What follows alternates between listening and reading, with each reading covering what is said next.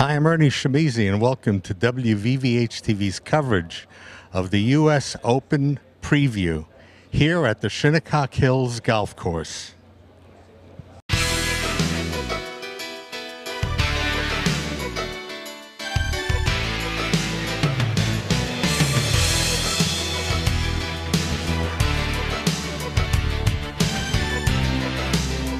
I'm with Pete Kowalski. Pete, you and I have been doing this for a number of years, haven't we? It's been my pleasure, Ernie, and we always like coming back to the East End of Long Island. I'm a Long Island guy originally. I like to come back, and you guys have been faithful followers of us, and we appreciate you being here. Well, we've done a couple of U.S. Opens here. I think of course, we did 2004, 1996, I believe. Was 1986 and 1995. Right, 95 we did. We did 95, 2004. Now it's the 2018 edition of the U.S. Open here at Shinnecock Hills. It's the 118th, I'm told. 118th U.S. Open and the 5th U.S. Open to come to Shinnecock. Shinnecock's the only golf course in the United States that has had a U.S. Open in 3 separate centuries. Shinnecock Hills is a charter member of the USGA, one of the 5 clubs that was around when the USGA started back in 1894. And we are so pleased to come back and come to a place where the membership is so supportive of the U.S. Open. They are so much into the history and the heritage of the game. The restoration of the golf course that has just been done in the last several years is getting the course back to its design.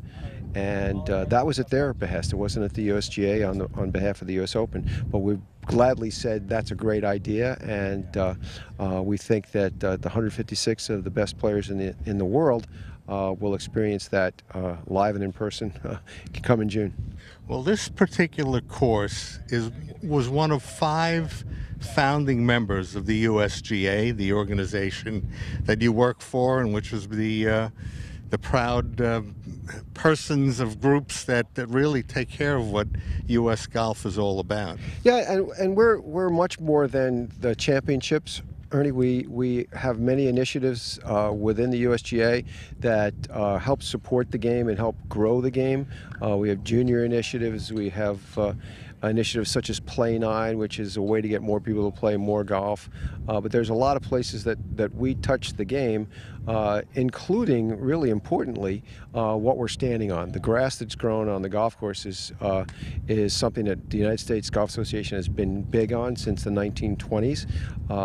The health of turf, the way the golf course interrelates with the conditions, interrelates with the environment here on the East End of Long Island. So the things that you see that are beautiful out there when it comes to the U.S. Open, a lot of the USGA touch is happening. It's the new tents that we have that are going to support the fan experience, the bridge that comes across the road that's going to get folks from the railroad station to the property of Shinnecock Hills, the merchandise area, the big fan central area in the middle of the arriving point for most fans of the U.S. Open. All are to make the experience of anybody who comes on property, whether it's someone who's going to be a caddy for a player, someone who's going to be a volunteer, someone who's coming just to watch Tiger Woods, and Tiger Woods and company, their experience is the best it can possibly be. Well, he's one of the 156.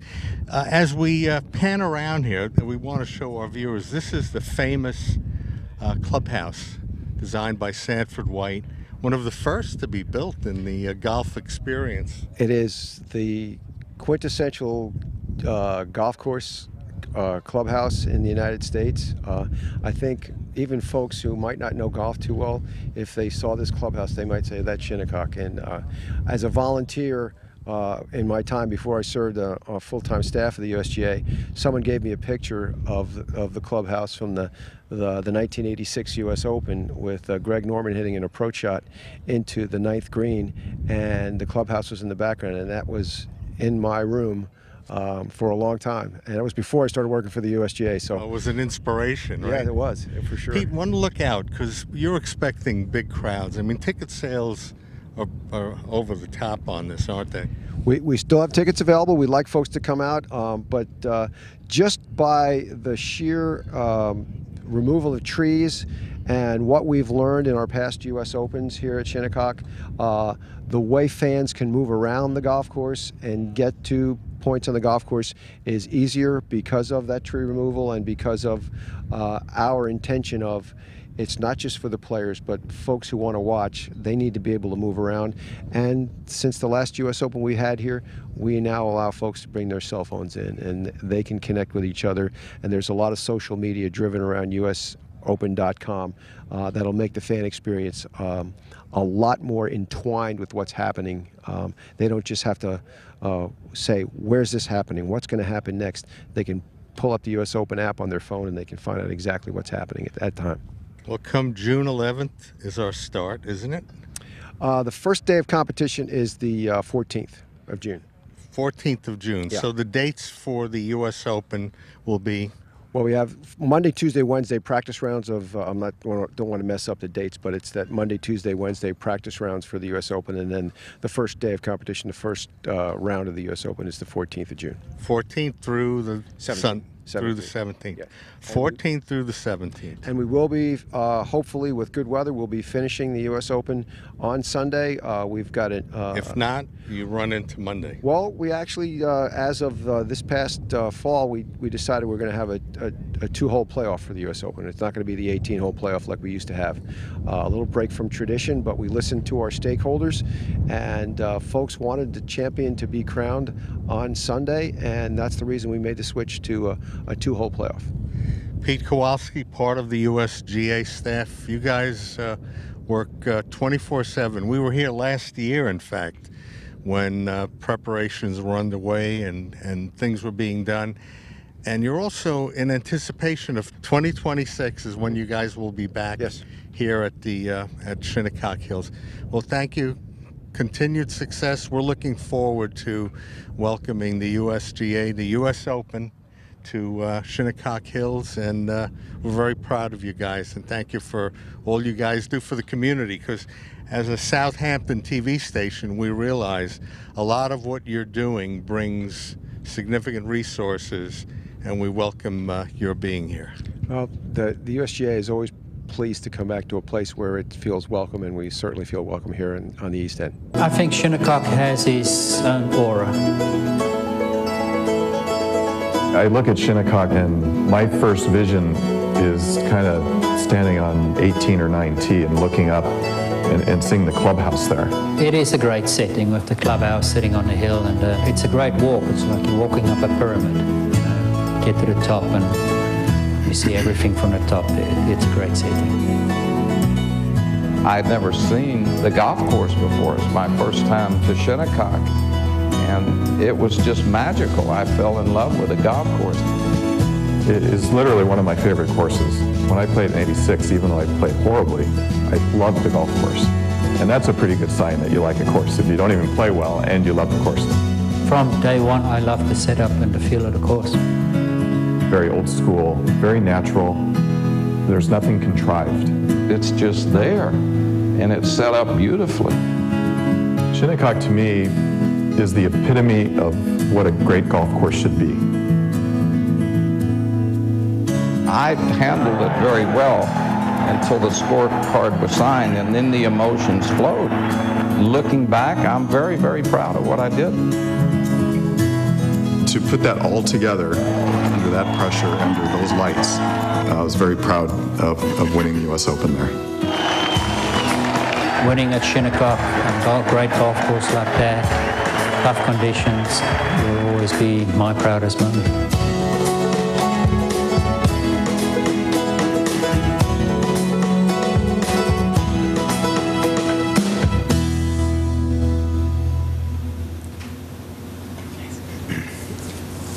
I'm with Heather Shortilla, and Heather, this is the famous U.S. Open trophy. Yeah, and the actual one. I can tell by the armed guards around me that Yes. it's very special.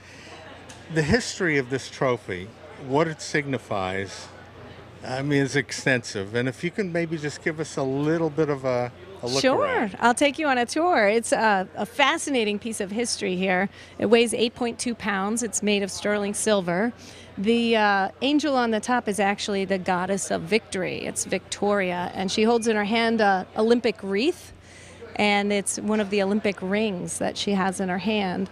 If we go down a little further, you can see there's both a male and a female engraved on the front of it to represent both male and female skill at golf. There's flowers around the base, which are representing the flowering of the skill of golf into professional skill. And then all around the back, starting with 1895, they have all the names of all the winners. And during the World Wars, there was no winners at all. So in certain years when the wars were going on, it says no competition, and there's no winners' names on the back. So for those years.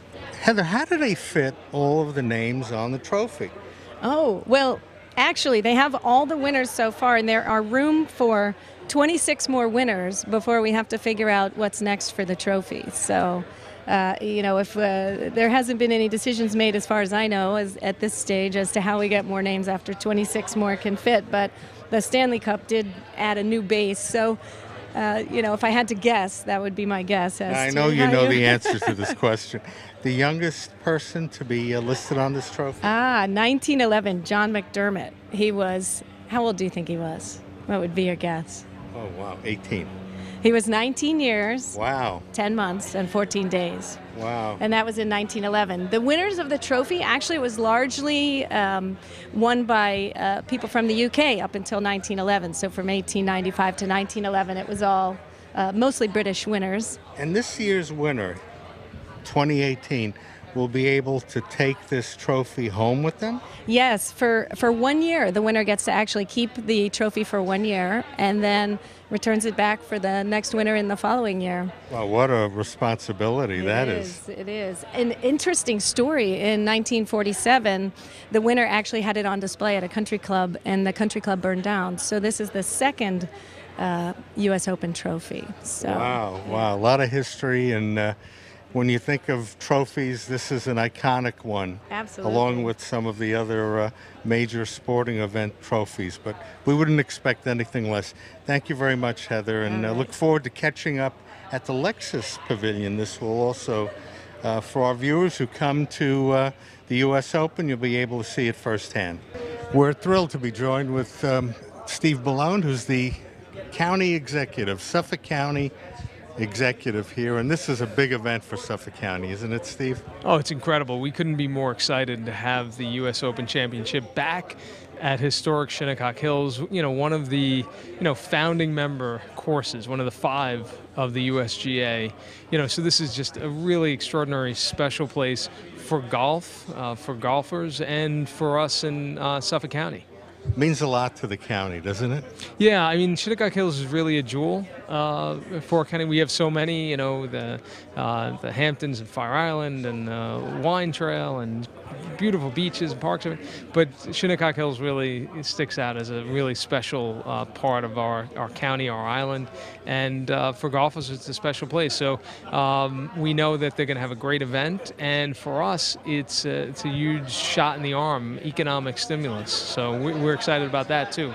Now, when you mention economic development, you're attracting people, media for sure, from all over the world that are coming here to witness the U.S. Open.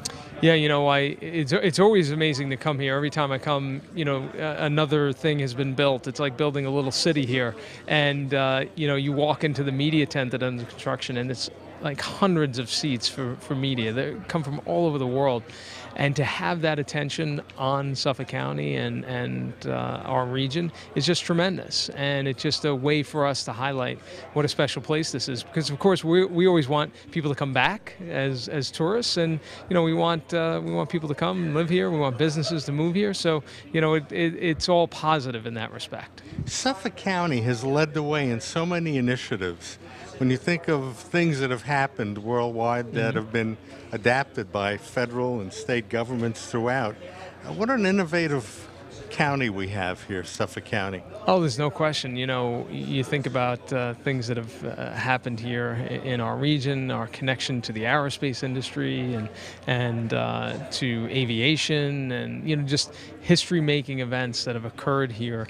It's an extraordinary place, Long Island and Suffolk County. And this course, which dates back to the 1890s, you know, the second U.S. Open was held here.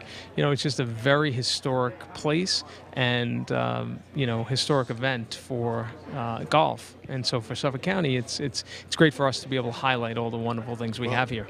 Congratulations to you, your staff. It's nice to show off a bit, isn't it? Exactly. We've got a lot to show off about. You know, we try to do it you know, as modestly as we can, but you know, we got a lot to take pride in here in Suffolk County. Well, continued success. Thank you very much. We are certainly excited to be back here to Shinnecock, and as Mike said, I'd like to set up a little bit about the U.S. Open and what it's all about. I think the operative word is open. It's the openness of our championship that really distinguishes it from many, many others around the world. The openness of our championship provides inspiration to golfers from around the world. And for many, playing in the United States Open, it starts with a dream. And I'm guilty. Who else out here at some point in their career, as the light was fading on the practice putting green or the golf course you grew up at, had that 5-footer, you know, mom's honking the horn in the car, come on, this is for the United States Open. Well, we allow that in our championship. The openness of this championship provides that opportunity for people to dream. We have an image here of Xander Schauffele on the screen.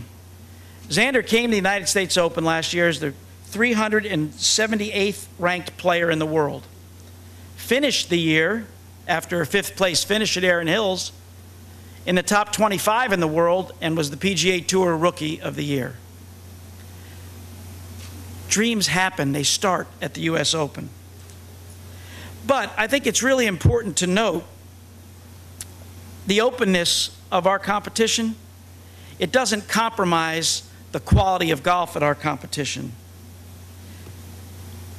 We've got the best players in the world at our championship.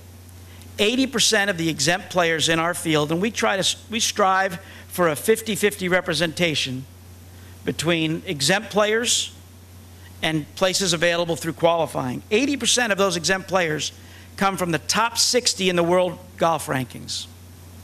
So we've done a good job with our exemptions through the years of not just having a number of exempt players, but having the right exempt players in our championship.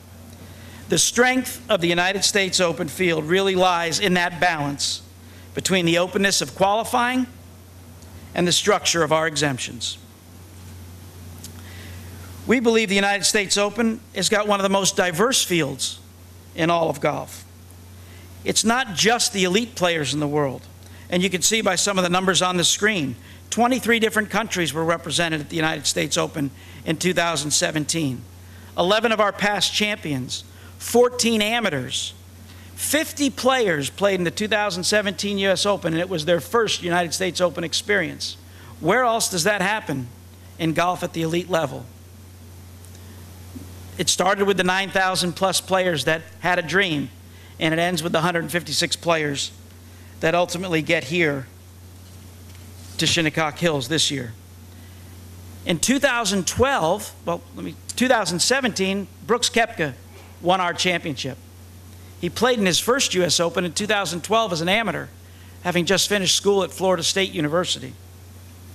Bottom line is this: if you've got the game, if you've got the ability, then the US Open empowers you to pursue your dream. Qualifying across our country and internationally couldn't happen without tremendous support from our partners across amateur golf and the amateur golf associations. Specifically today, I'd call out Brian Mahoney, the executive director of the Metropolitan Golf Association, and his talented staff and volunteers. They host a number of our local qualifyings, and we'll be hosting sectional qualifying at Canoe Brook on June 4th. Calling out the MGA specifically, because of where we are today. But the AGAs across the country, we just couldn't do what we do without the tireless efforts of that group across our country, and we're very, very appreciative of that. The ultimate test of golf. Well, we believe we offer it. Shinnecock Hills is going to be a wonderful canvas to present that ultimate test. It's about testing the players' shot making, their golf course management skills, and their mental and physical resolve. Make no mistake about it, the US Open is a grind. There's an emotional roller coaster. Well, perhaps enough of me. Let's see what some of the best players in the world have to say about our Open championships. I don't think there's any greater championship than the USGA, the Open. That's the ultimate goal. That's the ultimate challenge. The ultimate test means that we are tested on everything.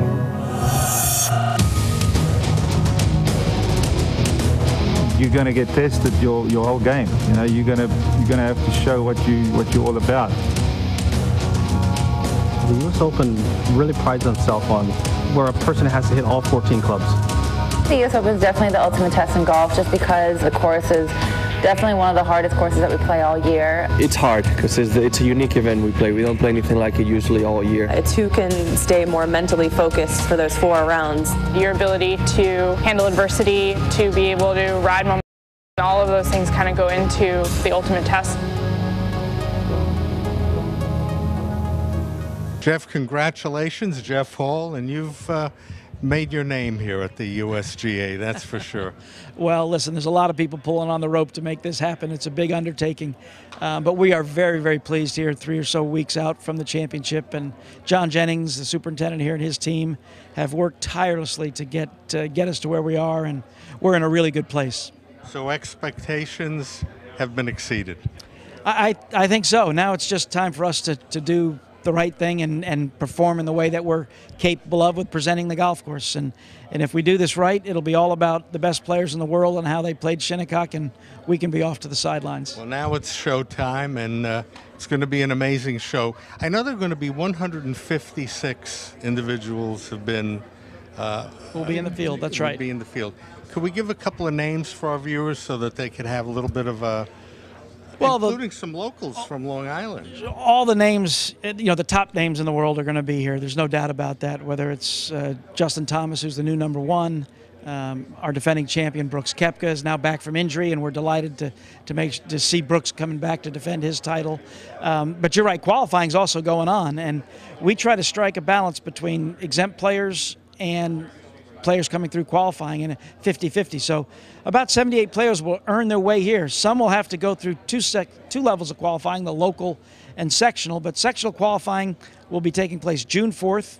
Most locally will be at Canoe Brook in Summit, New Jersey. So still a few people writing their chapter to get here. Wow, very exciting. It's not a given. You have to qualify to be part of this, but you make it fair for all that have an opportunity to be part of that group of 156. We're looking forward to a great show, and thank you to you and your staff.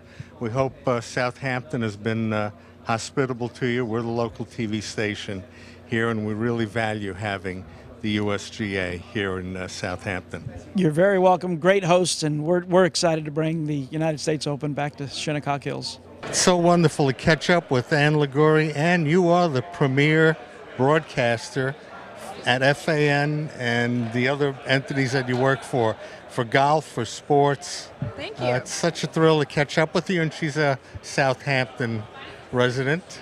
It's great that the U.S. Open is back at Shinnecock. I mean, not a better venue anywhere to host the U.S. Open, right in our own backyard. How great is that? Such a historic place, and the golf course is just incredible. And I've played it a few times and have seen how they've moved back about 10 of the tee boxes, so the distance is going to be incredible for the champions, the professionals, and boy, the rough's going to make a big difference. We have some sun and a lot of rain, so in a couple weeks that fescue is going to be right where they want it, so it's going to be quite the challenge. A lot of great golf here on the East End. And you're so involved with your charity.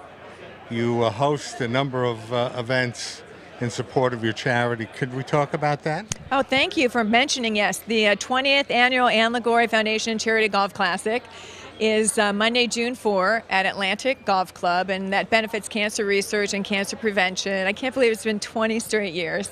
And we get a lot of great support from the east end of Long Island, you know, a lot of donors, a lot of sponsors, and of course a lot of participants every year. And as you say, there's so many great golf courses out here.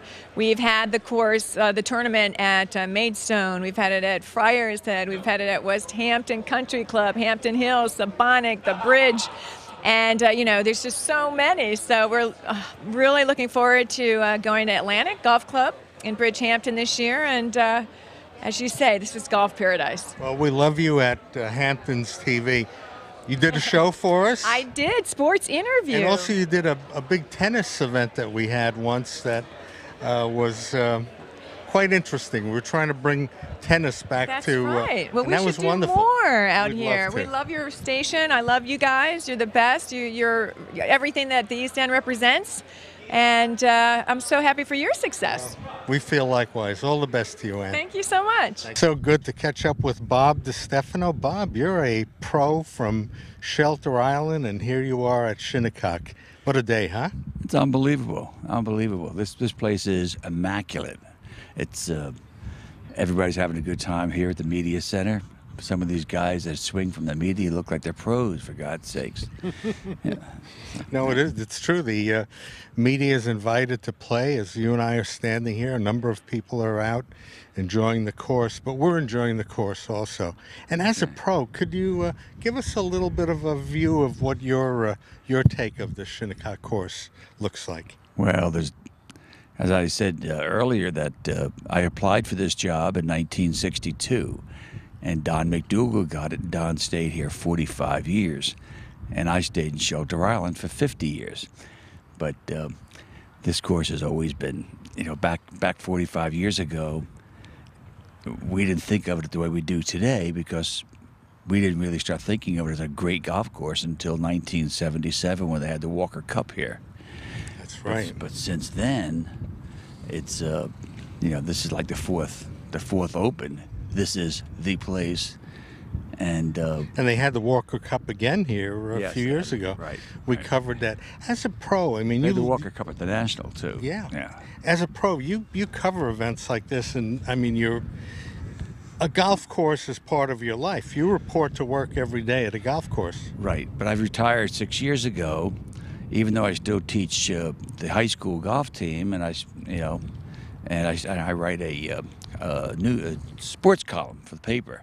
That's what brings me here on Media Day. Yeah. Well, it's going to be a great event. We're all looking forward to it. Any predictions for our viewers? Who to look out for? Well, I'm a Jordan Spieth guy. I just love Jordan Spieth, and I seem to root for him all the time. So that's my pick. Plus, we also have a number of amateurs. There's one fellow, he's 17 years old, he's from Long Island. I was trying to get a hold of him. But it's amazing when you see the roster of who is part of this event, anything could happen. Yeah, I just saw Nick Price over there. He just went out and played today, and I see Justin Tuck just went out. Yeah. A nice crowd here today. They're giving a little advanced look as to what's going to be happening here. Yeah, they had, as you know, they lengthened the course, lengthened a couple of holes. This 16th hole here, they lengthened another 60, 70 yards. That's a big thing on a par 5. It was one of the hardest holes there was. Yeah. A lot to offer and a lot to see, and thank you for taking some time to be with us. You're a local, so we always have time for locals. I'm a local. I'm a Shelter Islander. Yep. And I was a pro at Southampton at one time.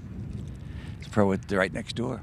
I was a pro at Southampton in 1960 and 61. Yep. Well, thank you for sharing your love of this great sport. Thank you for spending a minute with me. Thank you. So the media is ready to go out and play this course here at the Shinnecock Hills Golf Course.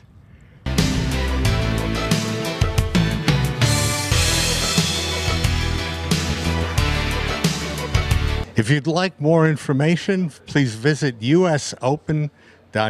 For WVVH-TV, I'm Ernie Shimizi.